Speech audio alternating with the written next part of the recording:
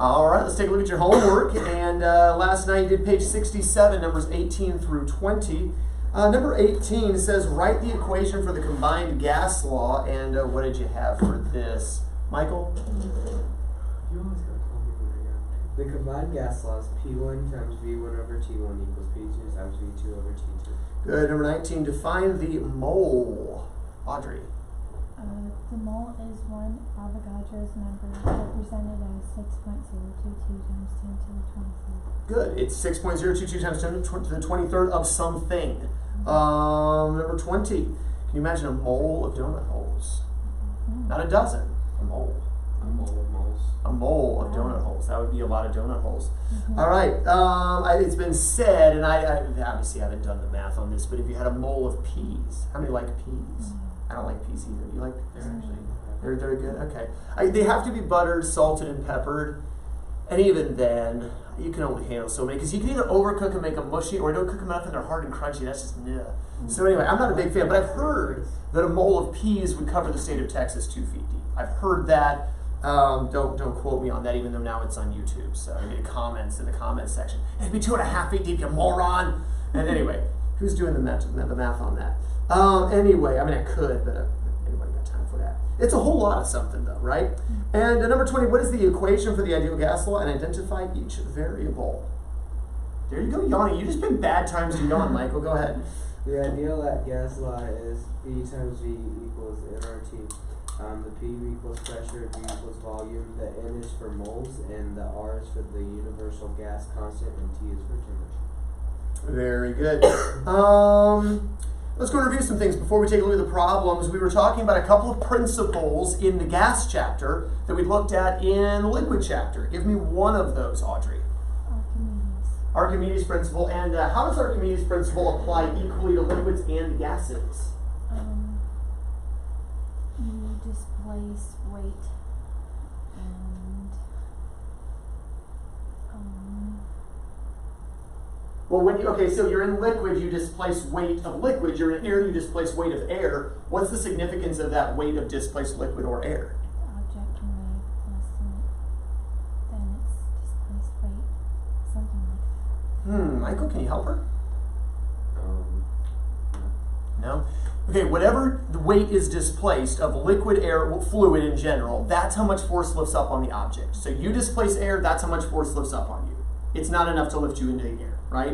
But if you had a whole bunch of balloons, helium balloons, as in the movie Up, which I didn't actually enjoy that much. But anyway, if you have a whole bunch of balloons, I know, I hate, what's the point of a sad movie? Sad kid movie, too. I'm like, movies should make you laugh and smile, but anyway. But you have a whole bunch of helium balloons, right? They displace a whole lot of air. And so that air is able to lift, and if you have enough of them, up you could go, right? And so on and so forth. But basically it boils down to this, right? What determines whether an object will float in a liquid?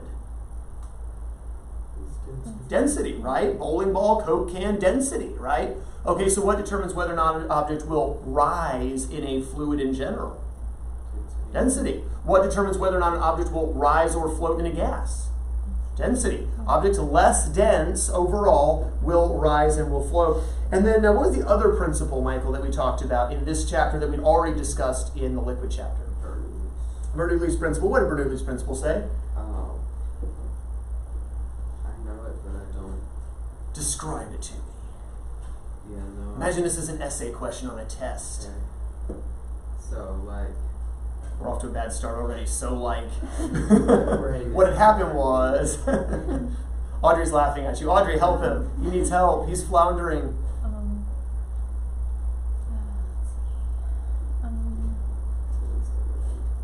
Something to do with liquids.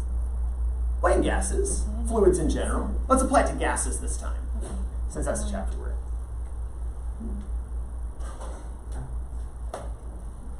Michael now knows. He looked back at his notes. Michael, help her out now that you've looked. When you have fast air, lateral pressure decreases. Good. As velocity of a fluid, in this case velocity of a gas increases, lateral pressure decreases, okay? Now that he's reminded us of that, and he peaked, let's see if Audrey, without peaking, can give me a practical way that that could be demonstrated or used, perhaps. You take a leaf blower and toilet paper Ooh, okay. You take leaf blower and toilet paper, what happens? It moves the air faster across the top. Because you didn't technically speed up the air, but you moved the... I did speed up the air, I just didn't take away the air, right? I sped up the air that's moving across the top of the roll of toilet paper. By the way, when you roll of toilet paper, it hangs off the front. Yeah. Not off the back where it's hard to reach. No, we don't put it on the back of the roll of toilet. That's just, who does that? You're a back of the roll person? No. Bernoulli's principle would not work for you. It's got to hang off the front of the roll. Nearest the toilet, easiest to reach. Okay? And so you are a front of the roll. You were shaking your head saying, yes, that is an atrocity. I agree with you. Yeah. Your no made me think you were disagreeing. I'm like, poor child. I mean, you have the right to disagree with me. I mean, you have the right to be wrong, as my coach used to tell me. But no, you agree. Okay, so it hangs off the front. So then as you blow the air from behind, hanging toilet paper, what happens? You blow the air over the top of the roll. This is a roll of toilet paper. That's the sheet hanging, toilet this side. You're blowing the air this way.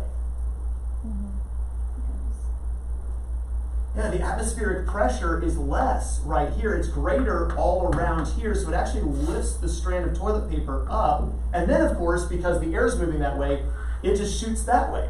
And all over Michael's mom's SUV. All right, so maybe a more practical, less vandalistic example of this might be, for instance, with an object whose surfaces are designed to provide lift. An airfoil, right? An airfoil, right? A device whose surfaces are designed to provide lift, such as the wing of an airplane. And the idea is that if air goes faster over the wing of the airplane at the top, less pressure. Airplane goes up. Of course, we said that's not the only thought behind that. There are a lot of people who discredit that opinion. What was another opinion on how airplane goes up? Audrey? You have a vacuum in the portion that air's not moving in. Yeah, as the wing moves forward this way, it's pushing air forward, but that creates a low pressure spot near vacuum behind, which causes greater pressure underneath, because it's not pushing the air out from under it, it's pushing the air off the top of it, right? Because of that angle. The other thought, Michael?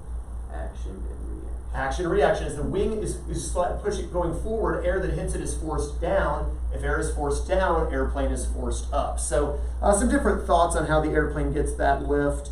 From there we talked about, now with this vacuum, right, there would have been a belief at one point that air would have rushed in to fill the void because nature abhors a vacuum. What was that philosophy or this idea that had been taught, I believe going all the way back to Aristotle, that nature abhors a vacuum?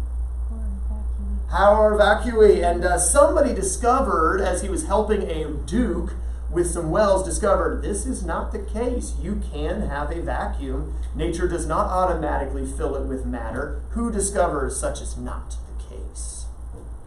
We were sorely mistaken in our beliefs. Not Torricelli, Torricelli. Torricelli, no tort, that's government class. Torricelli. And Torricelli discovered that it's not that there's a vacuum created inside, so liquid rushes in to fill it, like appeared to be the case with our glass bottle yesterday, but rather there's something forcing the water up. It's not water rushing to fill a vacuum. What forces the water up, Audrey? Michael? Sure. Atmospheric pressure pushing down on the liquid around the tube or around the bottle forces the water up into that bottle because there's less pressure there. But atmospheric pressure was only strong enough to push the water up how high in the well, class? 32 feet in the well. So that's what Torricelli said. And I don't know that I actually mentioned what Michael was just alluding to in our lesson yesterday, but atmospheric pressure can actually support more than 32 feet of water. That's how high the water got in the well. The seal on the well wasn't perfect. So if you were to actually have an incredibly long tube of water, turn it upside down in a swimming pool, water would drain out until it got to what height above the level of the swimming pool, Michael? 33.9 feet is actually how strong atmospheric pressure is. But we don't use water because who's got a 33.9 foot or 34 foot long Dumafliner, right? We don't got that. So instead of using water, Torricelli thought it'd be better to use something much heavier, mercury. And what height of mercury is supported? You don't actually have to memorize the 33.9 feet of water. You do have to memorize how many millimeters of mercury. Audrey?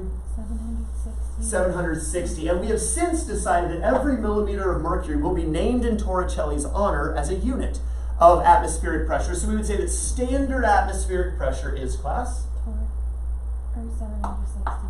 760 torr, 760 millimeters of mercury. There was another unit, though, that lazy mathematician scientists came up with for standard atmospheric pressure. 1.0 atmospheres, and I'm not gonna make you give both hard answers, Audrey. So Michael, let's stay with you since I gave you the easy one. Do you remember how many pascals standard atmospheric pressure is? 1.087. 1385. Yeah, think odd numbers. So it's 1.0 like the ATMs, but then we go with a string of odd numbers, 1, 3, and then after the E is the 5, if that helps you remember. There's a bit of a pattern there. 1.013 pascals. These are the numbers you need to know. There was another number that I said you're not going to be tested, quizzed on. That's a good number to remember, a good unit that you'll hear in the news or on the Weather Channel, especially when severe weather is breaking out. Again, we're in the heart of hurricane season here. Well, here doesn't get a whole lot of hurricanes, but the Gulf, the Atlantic, heart of hurricane season is just really getting rolling here as the water's getting very, very warm now. Any of you have a pool? Anyone notice the pool water's very warm now and it's really not that much fun to be in it? You haven't noticed that yet? You don't go swimming in the pool. All right, it's just there. Does anyone go swimming in the pool? Sometimes it just mainly sits empty. Pretty much. Yeah, anyway.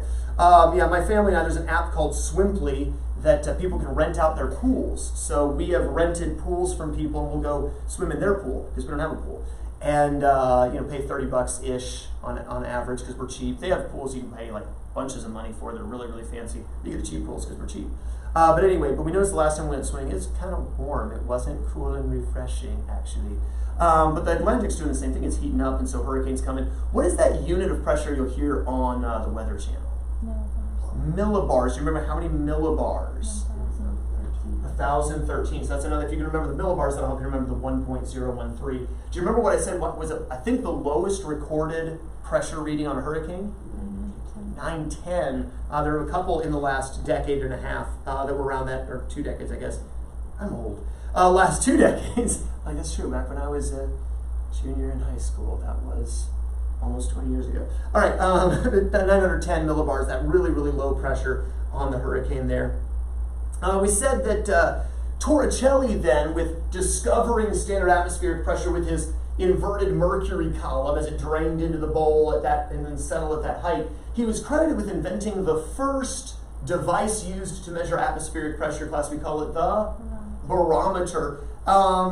He kind of stopped there, and Pascal took over and proved it really worked. Or rather, it wasn't so much Pascal, more his worthless brother-in-law. And I'm just kidding, not all brothers-in-law are worthless, just in case mine is watching. He won't be watching. But the brother-in-law. And how did he prove that it worked? Michael, do you remember?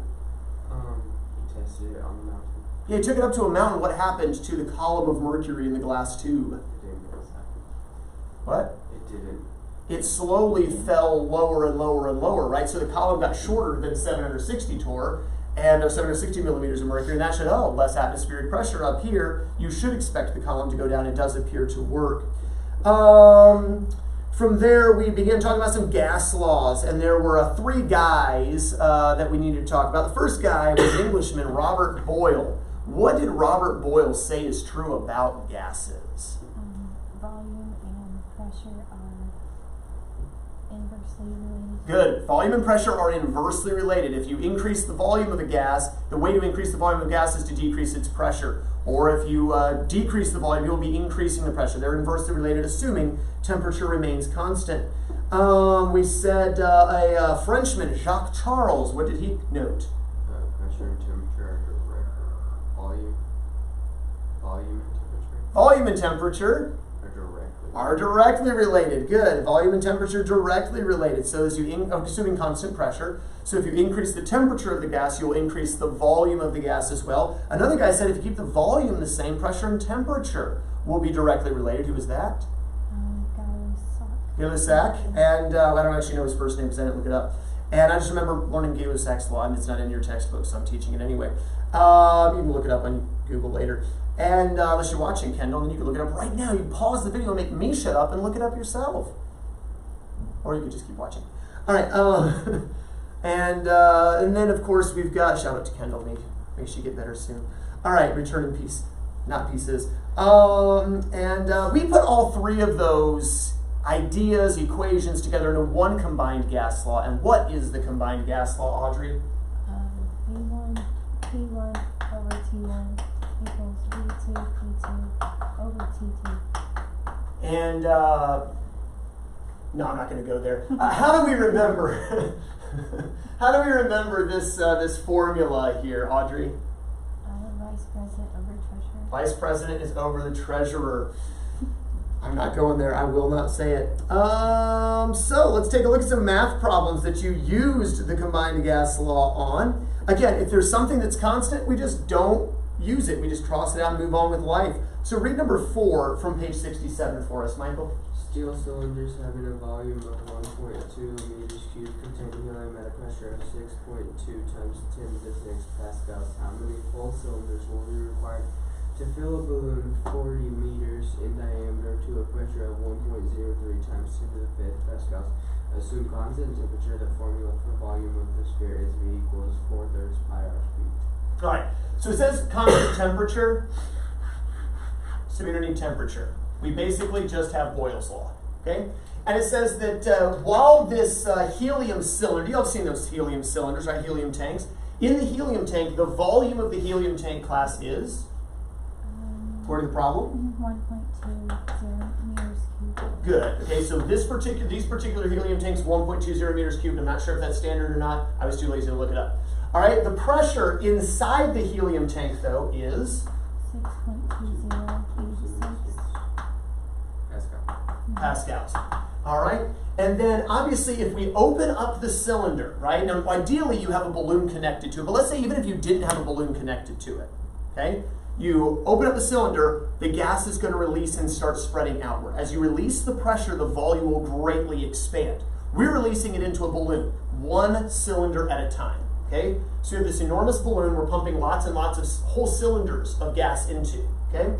And the question is, what will the volume be able to expand to if we allow the pressure to go down to almost standard atmospheric pressure? Right, inside the balloon, there's a little bit more pressure because it's got to be able to hold the balloon open, right? So the pressure inside the balloon is a little bit greater than atmospheric pressure. What does the pressure change to after we let it out of the cylinder class? 1.0385. All right, notice that the pascals are going to cancel here. So to find the volume of just one cylinder, or one tank, which would have been quicker and easier to write, I should have written it, we're just going to multiply and divide. So what do we get for the volume of a single cylinder?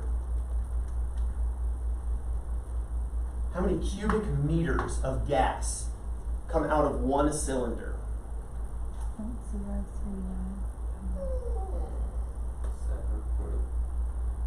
7.22E1? I don't have it in scientific notation. I have 72.23 blah, blah, blah. Put this in the memory of your calculator, Michael. Audrey, let's double check your calculation here. So we have 1.2 times the 6.2 E6 equals, okay, or divided by 1.03 E5 equals, okay, wait. You might have done 6.02 E6. Let's try that again. 1.2 times 6.2 E6, I'm going to equals, divided by 1.03 E5 equals. You do it. Okay.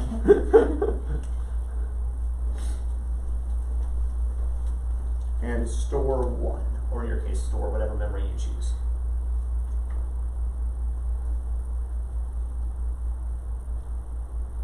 Got it now? Okay, so put it in the memory of your calculator. This is one cylinder, but how big do we want the balloon to be? Well, it says we want the balloon to have a diameter of 40 meters, okay? That's half the PE field. So this is a massive spherical balloon, like a big ball, that would cover half my PE field over there. Huge balloon. You're going to need probably more than one cylinder, right?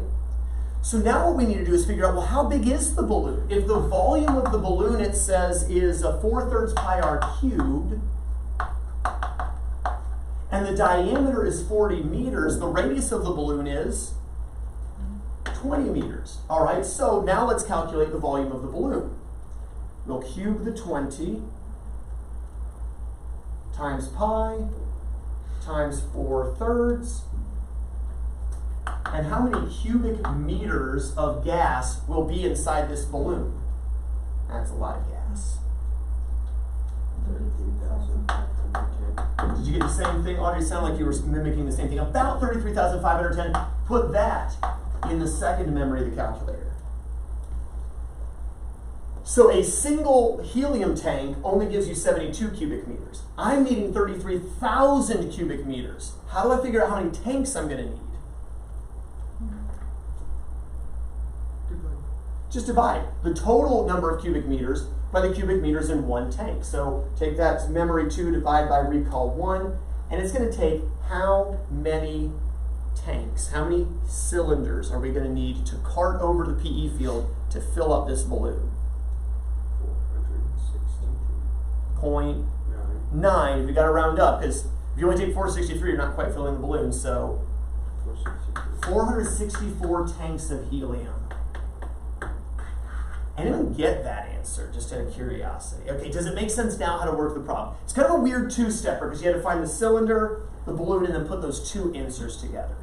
Okay, so if we wanted a balloon the size of the PE field, assuming these numbers are accurate for a standard helium tank, we just need to cart 464 helium tanks on the PE field. Probably a big waste. We probably don't need a balloon that big. All right, it would go very high. Very high. Maybe this is like a weather balloon or something. They send really, really high with all the instruments to see what's going on in the upper atmosphere, something like that.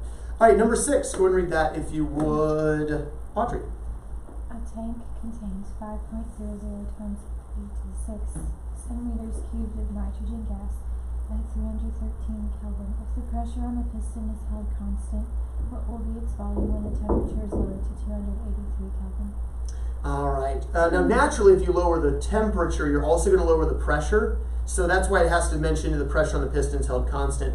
But it says that the pressure is constant, class. We're going to go back to our standard equation, vice president over the treasurer.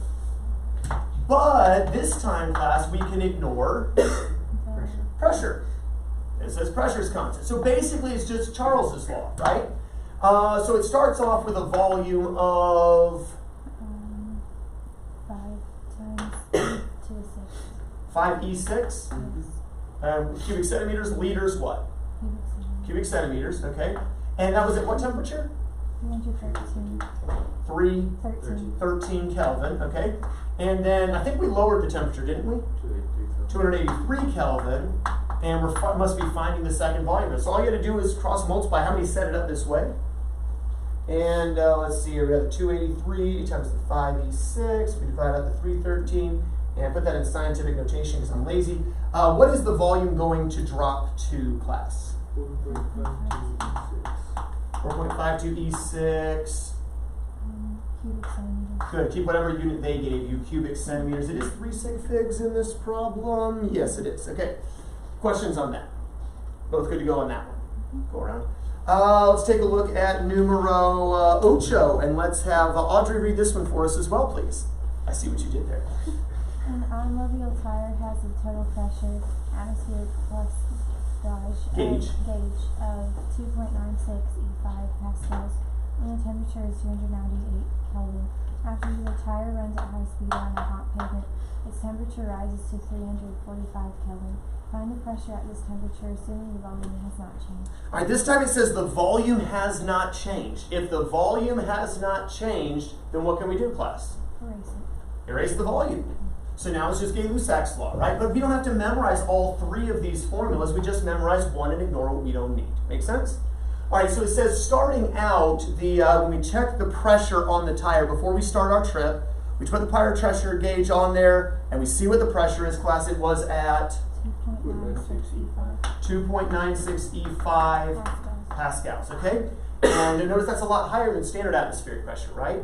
That's why if you gash the tire, you hear that pop sound or that ripping sound as the air rushes out, because it's under a lot more pressure than normal air. The temperature of the tire before you started the road trip was 298 Kelvin.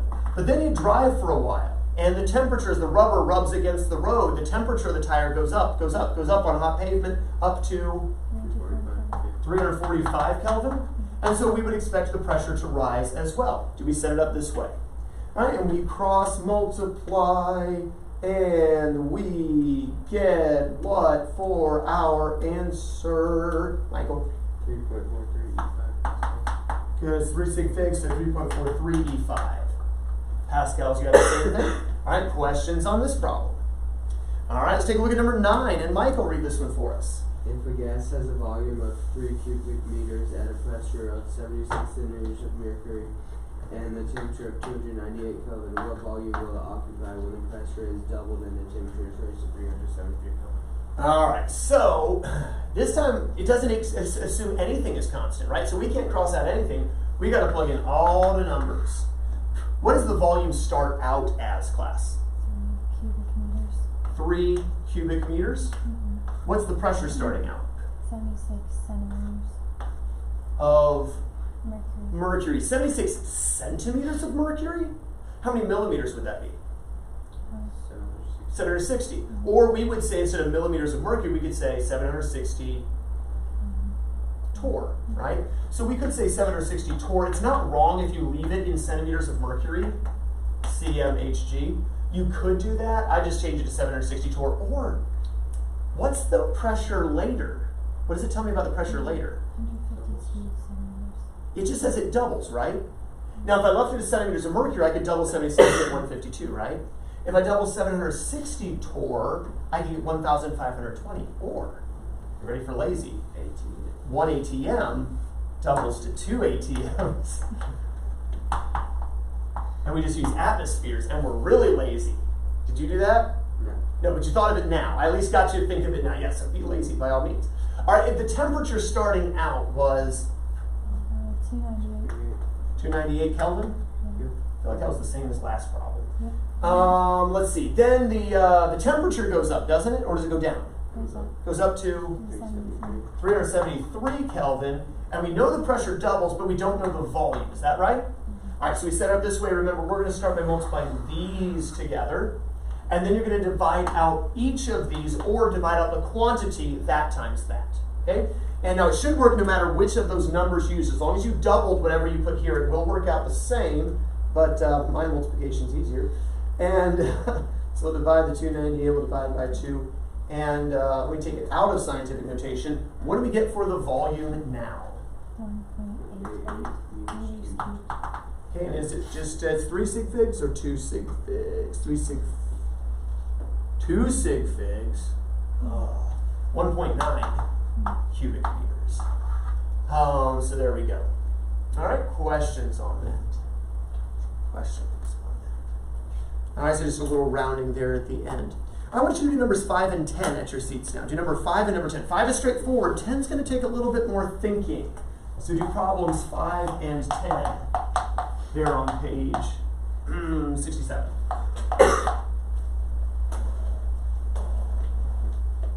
Okay, start with the combined gas law, cross out what is constant, whatever you don't need to work with.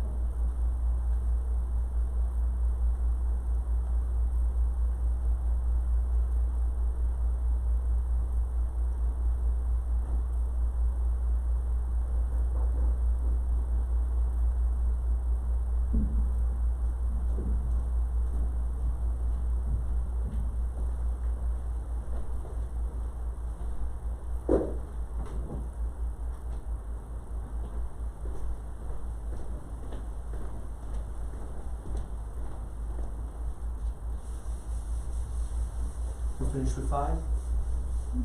Working on 10?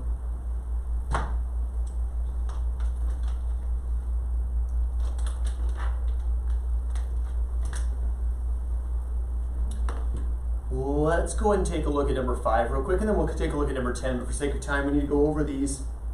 Number 5, read it for us, Michael. A liter exactly 1,000 cubic centimeters of oxygen gas, O2, at normal atmospheric pressure is compressed to a volume of 250 cubic centimeters. Find the resulting pressure and torque if there is no change in temperature. All right, so we start with this, but what do we quickly do, Michael? You erase the, let me see, temperature. Erase the temperature. We don't need to worry about temperature. All right, so we just plug in volume, pressure, pressure. It starts off by giving us what volume? Class? 1,000 cubic 1,000 cubic centimeters. centimeters. At what pressure? 760. 760 torque. And then it says the volumes. Does it give us the new volume, or is that what we're finding? What's the new volume? 250. 250 cubic centimeters. Okay, so for instance, if we had 1,000 cubic centimeters of oxygen just in the air, obviously it wouldn't stay together, but if we did, and we managed to force it into a cylinder that only held 250 cubic centimeters, the question is, what would be the pressure in that cylinder, correct? And it said, what would be the pressure in torque? It didn't tell you 760 torque, right? It just said standard atmospheric pressure? Or did it say 760 torque? It says standard atmospheric. So you had a choice between 1.0135 pascals, 1.0 atmosphere, or the 760 torque, but because it wants this in torque, we had to pick torque here, correct? All right, and then we just solve. We multiply, we divide, and what do we get for the resulting pressure on this gas? How many torque do we get here, Audrey? 3,040. 3,040 torque, and how many sig figs are we allowed? The only number they give us has 3 sig figs in it, right? 760, is it 760 point, is it 760? If we just go off it, given values, this is exact, it says. So let's go 3 sig figs and let's leave the 3,040 torque in the answer. Right. Questions on that? Both of you good to go on that one. All right, number 10, add a little bit of a wrinkle to it. Number 10, read it for us, Audrey. At sea level and 303 Kelvin, a rubber balloon is inflated with hydrogen gas to a diameter of 1 meter and an internal pressure of 115 kilopascals. Find the diameter of the balloon at an altitude of 30,000 feet, where the internal pressure is 44 kilopascals and the temperature is 238 Kelvin. Now, technically, there is a number in here that we do not need. The altitude. The altitude helps to explain why the temperature is dropping. It helps to explain why the pressure is so low. Why the internal pressure is able to be relaxed. Think of it this way. The balloon, as it rises, is going to get larger. Does that make sense? Because there's not as much pressure on the outside, so if there's not as much pressure on the outside, it's able to expand its volume, and as it expands its volume, its internal pressure drops as well. If exterior pressure drops, the interior pressure can drop with it. All right, so the pressure numbers we certainly need, and so we start with a pressure class of 115 kilopascals. 115 kilopascals, but when we get up to a higher altitude, pressure drops to 44. And the temperature at sea level was 303 303 Kelvin, that's not that high. And the temperature at up high is all the way down to 238 Kelvin. So obviously we know the kilopascals are going to cancel, we know the kelvins are going to cancel out. The question is what to do about the volume. Because it didn't give me a volume class, it gave me a diameter. And it asked me for a diameter. Now, assuming the balloon is a sphere, which again, most balloons I know aren't perfect spheres, but that's our closest approximation. If it wanted a volume, I would take the diameter and calculate out a volume so I could get a new volume.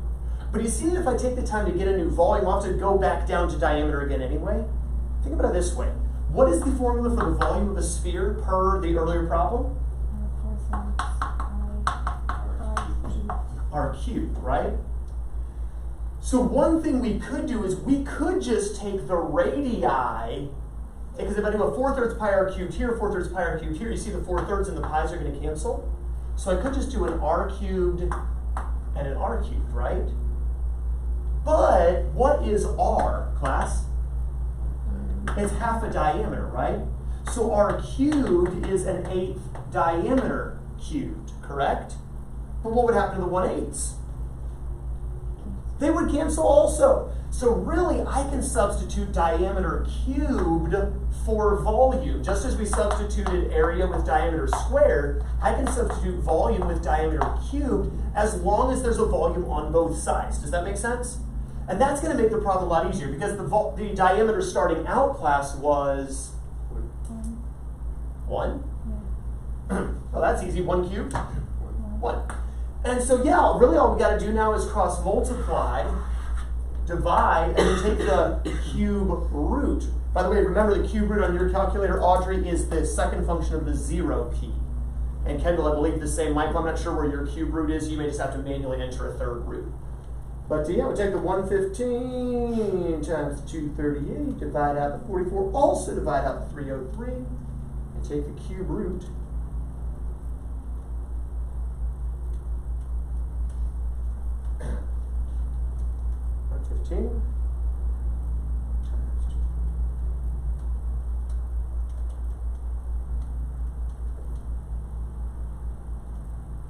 And what is the diameter of the balloon going to be now? 1.27.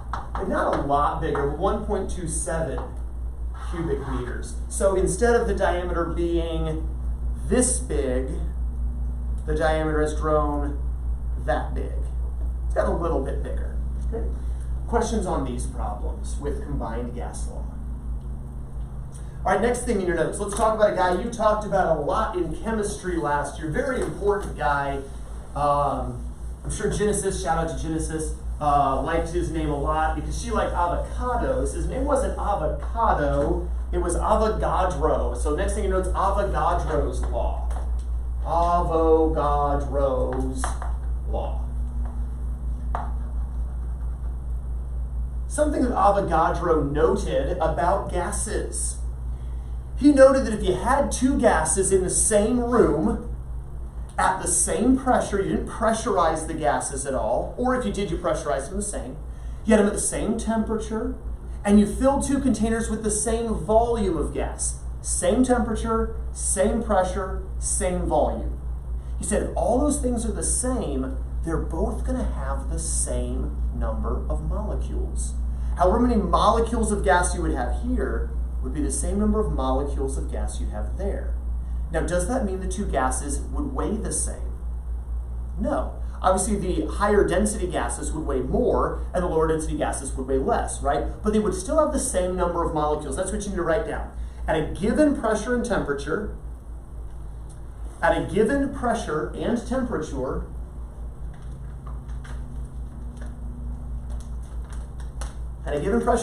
two gases with the same volume,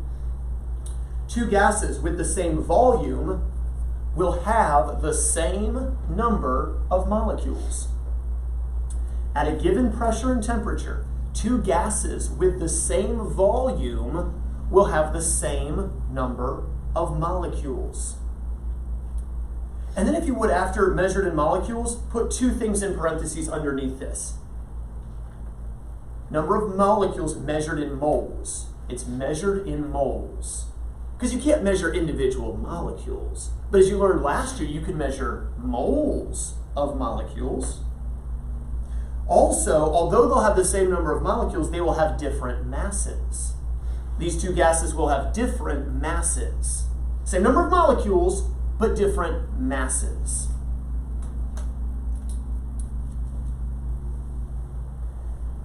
So that brings up a chemistry review point.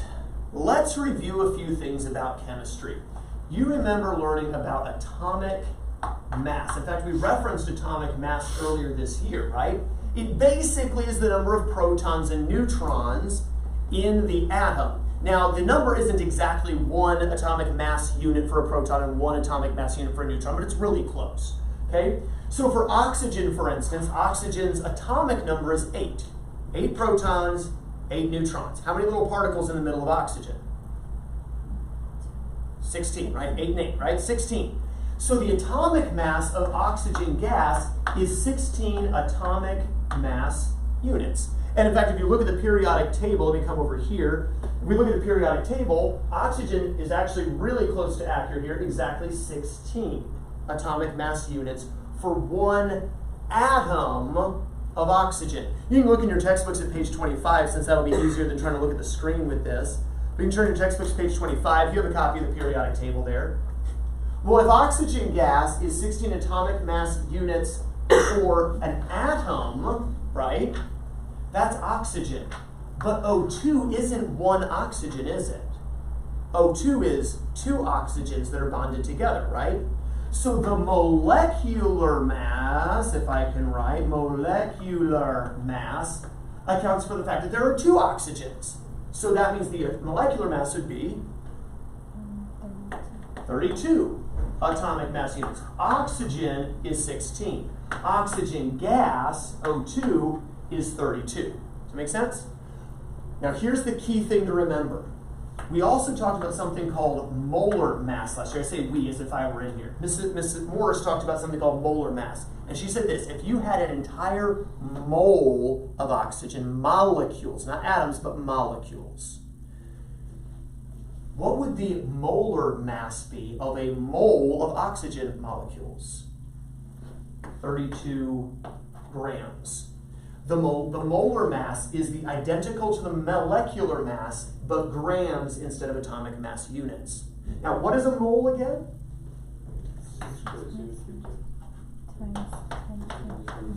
Yeah, 6.022 times 10 to the 23rd of whatever, right? So 6.022 times 10 to the 23rd molecules of oxygen gas, 32 grams would be the mass of that. So if you could somehow weigh a little container, you knew the weight of the container ahead of time, you knew there were 32 grams of gas in there, that means you have 1 mole of oxygen, right? What if you had 64 grams of gas? That would be 2 moles, wouldn't it? What if you had only 16 grams? That would be half a mole of gas. Does that make sense? So let's do this with a couple of different gases here. Let's take CO2. You know what CO2 is? It's in the news a lot these days. Greta Thunberg. Yeah, carbon dioxide. It's terrible for everybody, right? Never mind, the plants thrive on it. But yeah, carbon dioxide. And so we want to know the atomic mass of carbon. Well, look in your book there, page 25. What is the atomic mass of carbon? 12.01. That's 1 atom of carbon. And what about the atomic mass of oxygen? 16. But the molecular mass accounts for there's 1 carbon, yes, but there's 2 oxygen. So if there's another oxygen, what is the molecular mass of CO2?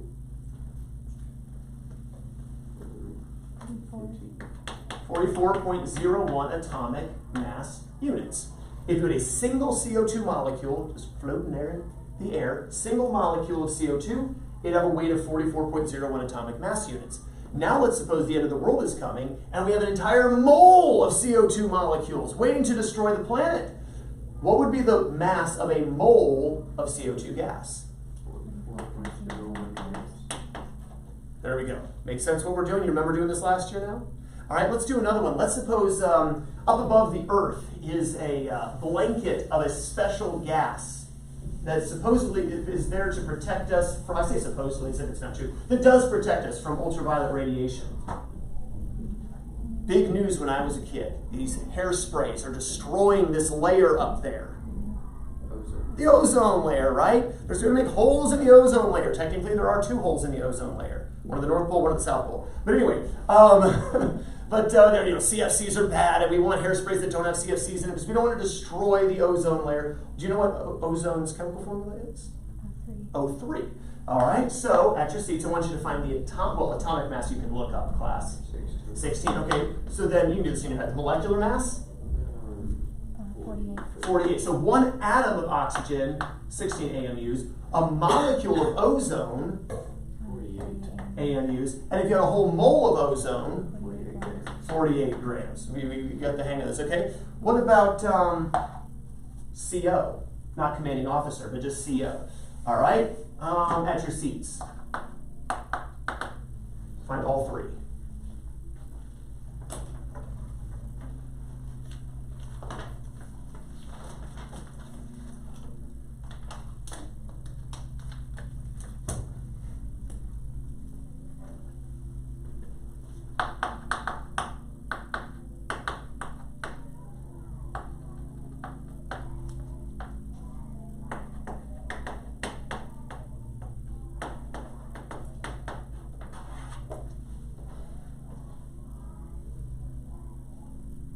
Good to go? All right, 28.01 grams. If you had, what is this? Deadly. Carbon monoxide. Yeah, carbon monoxide. By the way, carbon monoxide is more dense than the oxygen, nitrogen that we breathe, right?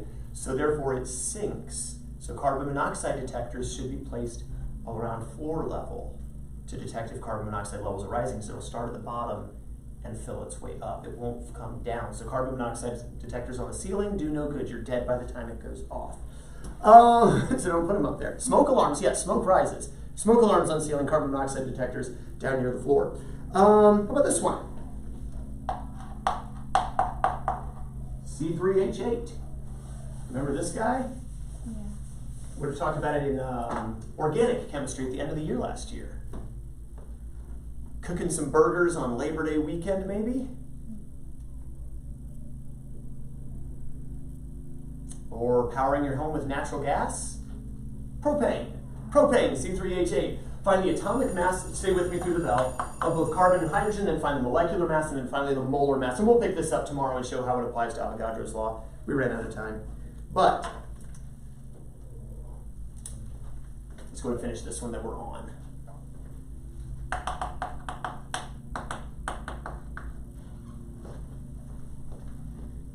I was pretty sure it's one thing.